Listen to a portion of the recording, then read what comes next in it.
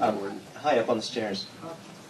Did he express to anybody, either through the book or to you, about his philosophies, about where his stories have become or have come to in the movie genre, and what he would have expected about his stories and how the popularity has kind of exploded? Would you answer Well, that? he passed away just before Blade Runner was released. So, and I think he had a fantastic experience on set seeing pieces of it. So he's very, very excited about that. But, back in that day, I mean, that was the first adaptation that was made. And once that film came out, and it was a total flop, basically. The critics hated it. Nobody went and saw it. I think we assumed, and it made sense, that we wouldn't see any other adaptations based on his work. I think he would have just been beside himself. He would have been thrilled to see some mainstream recognition, and it's just too bad that he didn't get to see that. But it's quite amazing, the trajectory. I will say this, if you've read his letters, he liked to tell people good things that were happening to them. You always kind of get the feeling that it wasn't braggadocio, there was a different feeling to it. It was like he wanted people to know that he was doing well for the reason that he wanted to be accepted, I think. I really feel that when I read everything, that there was this yearning, and so he's telling people, I'm making lots of money now, or whatever, but I'm giving it all away to the starving children in New York City. But, no, seriously, that's it. But he was very excited about the films, and being in Orange County, there was an even bigger linkage for him because he was sort of down in that area, and he was in love with Victoria Principal, and he thought she was, he was trying to get her to be Rachel in Blade Runner, and he started kind of getting a lingo of the films when he was writing his letters, and you kind of got this little Hollywood vibe going on. So I think he was really into it and really enjoyed that. I think we can take a couple more questions, and then obviously there's a lot of books to sign. And hi. Do you have a sense, maybe this is just something that you guys get from seeing the whole of the huge brick, but granting that the process is sort of durational and there's a lot of repetition and it follows these things, do you have a sense, seeing the whole thing, of where he is as a thinker and as a writer himself at the end from the beginning of this process? Or is it a different place? Is it a cycle?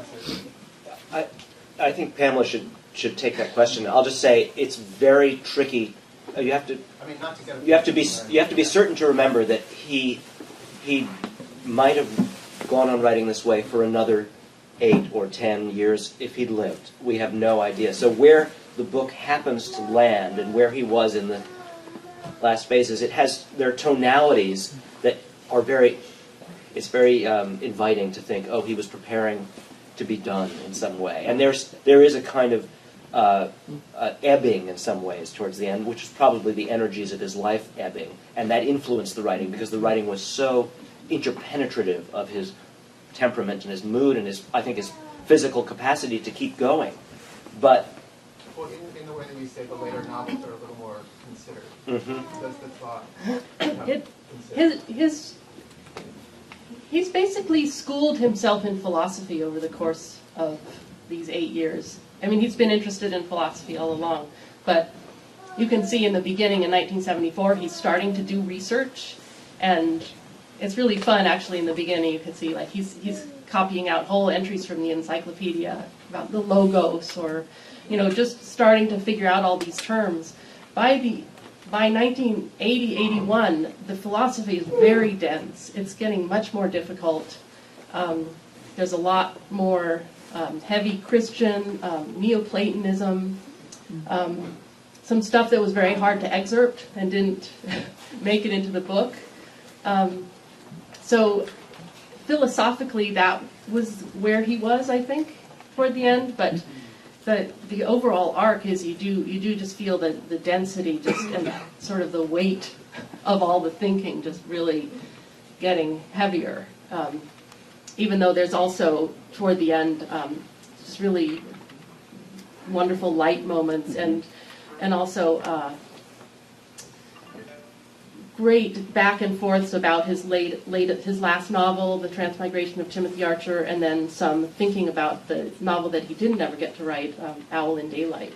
So it continues to be mixed, and he also continues to go back to the first things, the things that obsessed him from the beginning. So it's not one narrative of getting somewhere, but it does change. The feeling of it and the philosophy, I think, changes.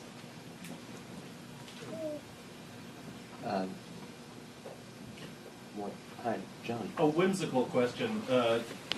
Moe's books was certainly present from '74 till Dick's death. Does he ever mention?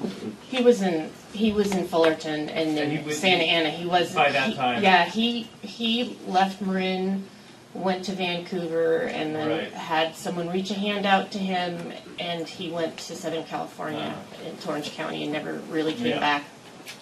For Berkeley, the landmarks, apart from those homes, are the Lucky Dog Pet Shop, which he wrote a very poignant essay about, and Tupper and Reed, which was the survivor of the two music stores where he was employed the last time he had a job before he became a full-time freelance writer. He worked at a store called Art Music for a long time, and then briefly, I think, at Tupper and Reed, which when I was living in Berkeley was still surviving on Shattuck. I don't know if it's there anymore. But so those are. This gentleman's been trying to Oh, ask the question for quite a while. Great. Was there? Well, I just, real quickly, what were the three ballot books at the end of the beginning? Oh, the books that are regarded as the Valis trilogy begin with Valis. That's the title of the first, and then the Divine Invasion, and then the last novel published in his lifetime, and the last he wrote, which is called The Transmigration of Timothy Archer. Hi, back there. When you dove into this mess, this really deluge of information and thoughts, it sounds like you took on a basket of snakes. How did you end up sorting all that rich stuff that was in there? And do we get a flavor when you read the Exegesis of who felt this was, or just we just playing a playground? I think it's pretty good representative of the exegesis, and it also spares you actually having to slog through everything else.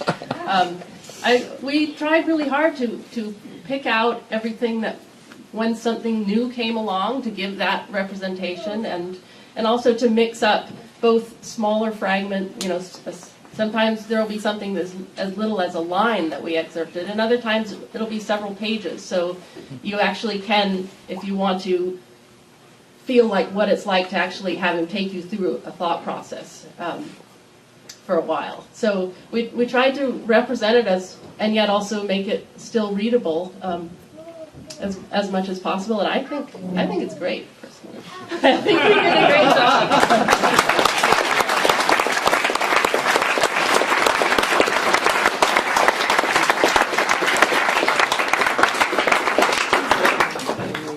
Maybe that's enough, and we can come and say hello to you if you've got a book for us to sign. Thank you very much for coming.